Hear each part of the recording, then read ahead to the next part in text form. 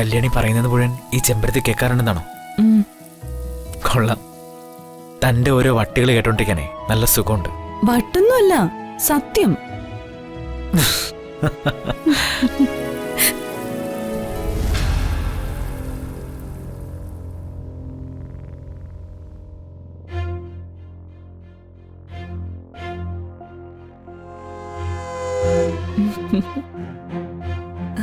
എന്താ രണ്ടാളും കൂടി ഇവിടെ?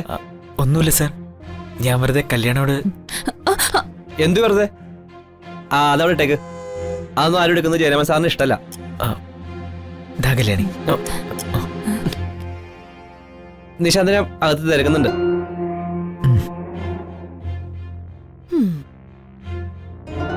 കല്യാണി, ഞാൻ അകത്തോട്ട് പോയിട്ട് വരാം. നിശാന്ത് തിരിച്ചു വരണേ.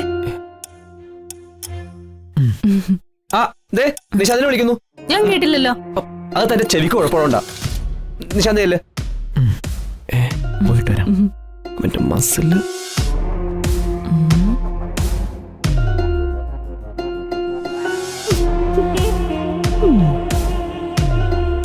ഏതെങ്കിലും ആണുങ്ങളെ കണ്ടാ ചിരിച്ചൊലിപ്പിച്ച് നിന്നോളണം.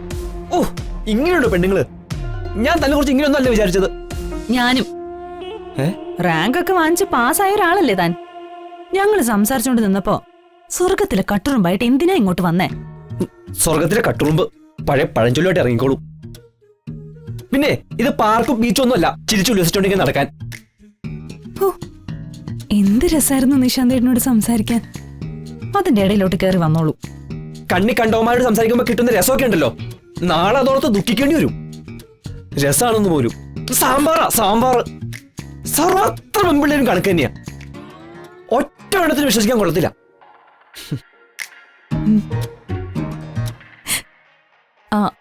അതെ, എനിക്കൊരു കാര്യം ചോദിക്കാനുണ്ട്. എന്താന്ന് വെച്ചാ ചോദിക്ക്. എന്റെ മുഖത്തേക്കൊന്ന് നോക്ക്. എന്തിനാ? നോക്ക് മാഷേ. പറ.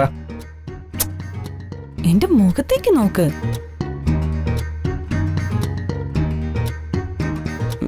പറ.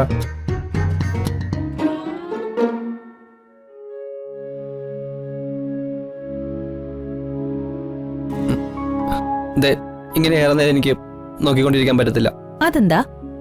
അത് അത് അത് പറയുന്നേ.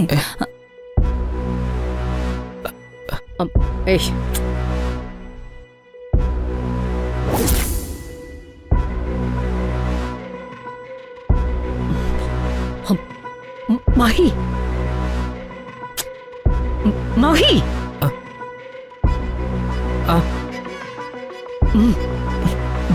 രമ മാഡം വിളിക്കുന്നു.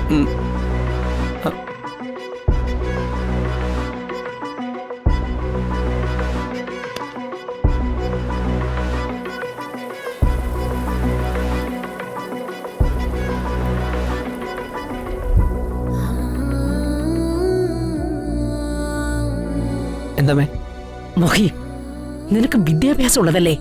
അതിന്റെ സംസ്കാരമെങ്കിലും കാണിക്കണ്ടേ? നീ കെട്ടാൻ പോകുന്നവളാണ് ദക്ഷ. അവൾ ഇവിടെ നിൽക്കുമ്പോ തന്നെ വീട്ടിലെ അടുക്കളക്കാരോട് കൊഞ്ചിക്കുഴയുന്നത് മര്യാദയല്ല.